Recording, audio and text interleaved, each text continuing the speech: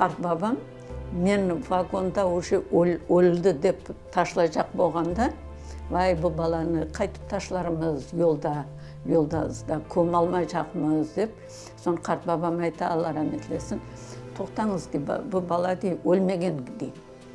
Ау вагонның пенжересінен шығарады, өзін полностью бияқтан оның аяғынан тұтып тұралар. Мені надай тұрып, анау түгіршігінің желіне тұта. И шуман мен сау қаламын.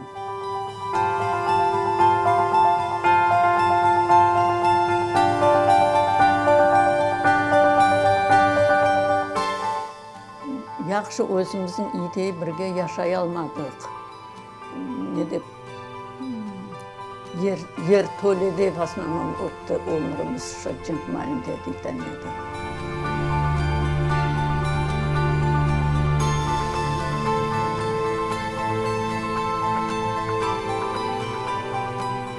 Анамыздың үйімен, өзінің анасының үйінде разница бір арада жол бар екен. Бір-бірісіне қошылайық десек, разылық бермегенler солдатлар. Сон анам бек отчаянный екен о вақыт деді. Анау жүк, yorқан-морқанды жүклерін атады, үстіне де қызын ата, үлкен қызын. Яқшы ол бала жүгін үстіне түшін. Сон шыман анам түшіп қалып, өзінің ана бабасының бір машинаға метеді.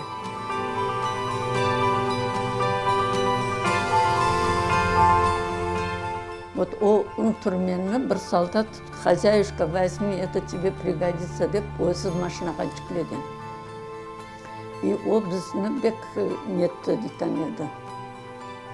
Бек құтқарды дейтін еді. Бір ауыз ашылық тапсалар, оны үміткенлер сон.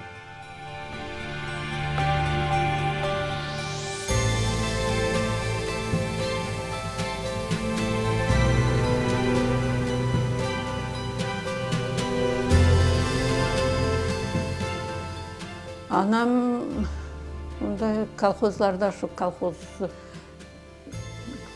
maşaq жиғанlar. Maşaq деп білесің, неге айталар? Это вот пшеницу это косит, қолға түшіп қала, вот шуларны жиып, шулармен жашағанlar. Бекте, егерде бригадир көре болса, бек көтеклі екенлер. Өлдіргенше көтеклі екенлер, шу машақны жиған үшін.